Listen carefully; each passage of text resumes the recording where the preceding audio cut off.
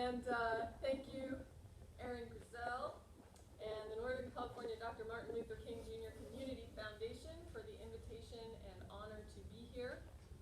To my colleagues, my fellow panelists, Dr. Miles Tribble and Dr. Taylor, we're going to launch together the conference with our womanist reading of Dr. Martin Luther King. And greetings to my old friends from San Francisco Theological Seminary. I dedicate this lecture to our brother, the Reverend Dr. James Noel, who invited me into this conversation one summer evening in his backyard when this conference was in the dreaming phase. Thank you, James, for being an artist and a visionary. Thanks to you and others, we have been commissioned to give careful consideration to what it means to think King and faith together, and to lay those reflections on the foundation of King's 1964 acceptance speech for the Nobel Peace Prize. Hear King's opening remarks. I accept the Nobel Prize for Peace at a moment when 22 million Negroes of the United States of America are engaged in a creative battle to end the long night of racial injustice. I must ask why this prize is awarded to a movement which is beleaguered and committed to unrelenting struggle, to a movement which has not won the very peace and brotherhood which is the essence of the Nobel Prize. Why?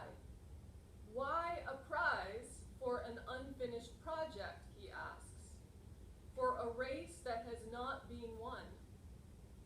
Why a prize for a beleaguered movement and unrelenting struggle?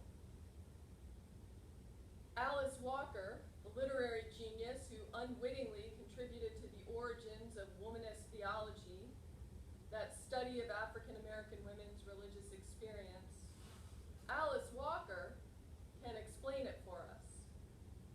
A womanist, she writes, loves struggle. Can you hear it? Do you perceive the womanist moment here? Can you hear the resounding resonance with the womanist word? In Alice Walker's four-part psalm, she writes, a womanist loves music, loves dance, loves the moon, loves the spirit, loves love and food and roundness, loves struggle, loves the folk, loves herself regardless. Cornel West, the theologian and cultural critic, points out that the Reverend Dr. Martin Luther King Jr. has been Santa Clausified, tamed, domesticated, sanitized, and sterilized into a non-threatening and smiling old man with toys in his bags and forgiveness in his heart. I want to follow the lead of Cornel West and present instead the radical King. I want to show you how we misread King when we make him the warm, fuzzy advocate for beloved community because he values nonviolence, love, and community, and calls suffering redemptive. West shows us the meaning of revolutionary love in King, and I'm going to radicalize Cornel West by adding a little Alice Walker to the Reverend Dr. Martin Luther King. Can you radicalize Cornel West? Maybe Alice Walker can. Anyone who knows King knows he had faith. School-age children can tell you he had faith, he had hope. But what do we make of his faith? How do we understand his hope through the lens of a womanist reading? Who is King when womanists are reading him? Karen Guth writes of the political theology of King in light of feminist and womanist traditions and states the obvious. And because it's so obvious, let's put it on the table.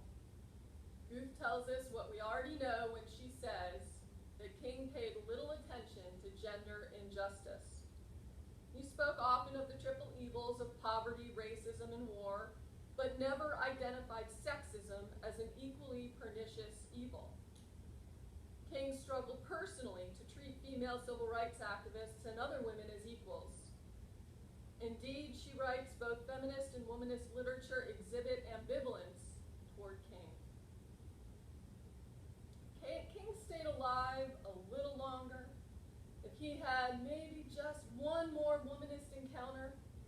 I have faith that King would clearly see that his love of struggle entails the struggle with black women.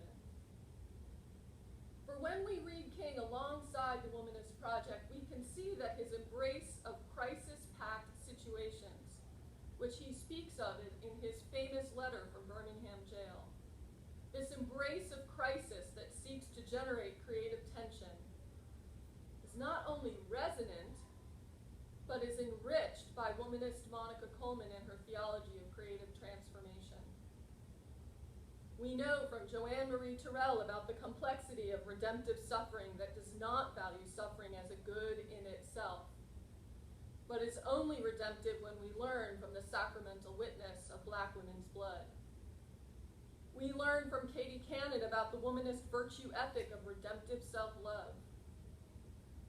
And when King elevates the moderate white liberal as more dangerous than the racist white supremacist, this claim is undergirded by Michelle Alexander when she speaks of the violent genocidal myth of post-racial colorblindness. There is no doubt that reading King with womanist thinkers grants us an expansiveness to King not achieved when reading him on his own. There are many opportunities here, but it is Alice Walker's insight to put together the words love and struggle that help us undomesticate King and foreground the depth of his radical faith. When Alice Walker says a womanist loves struggle, it helps us understand what King called the vocation of agony.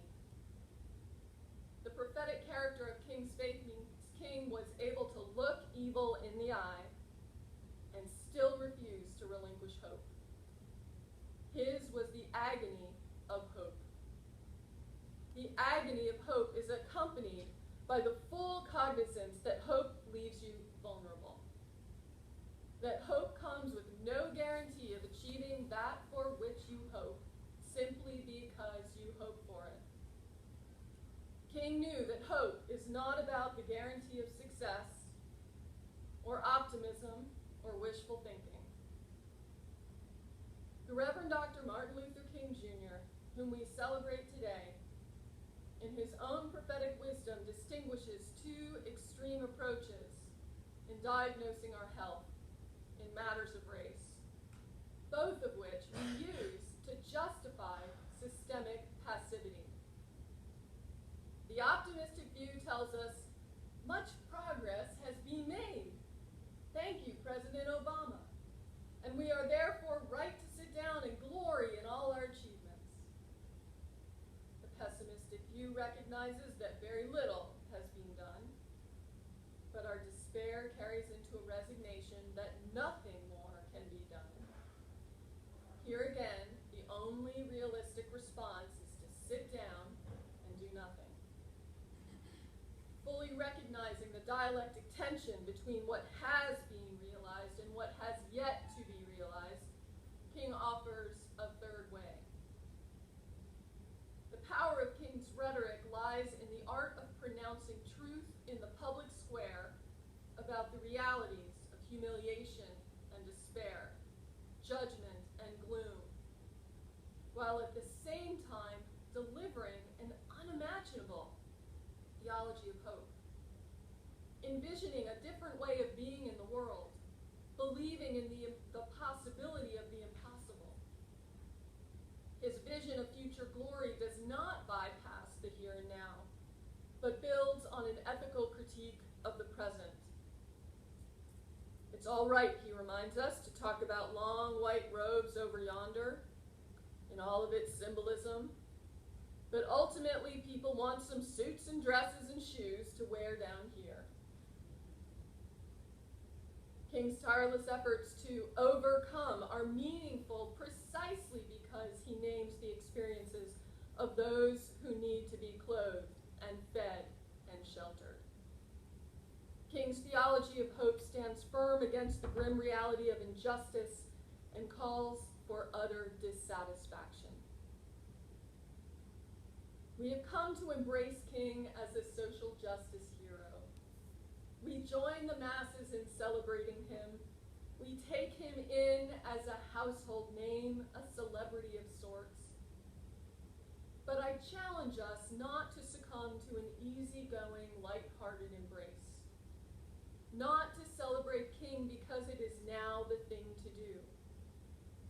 May we first be attentive to his difficult sayings before we decide that we stand with King. I challenge us to hear the terror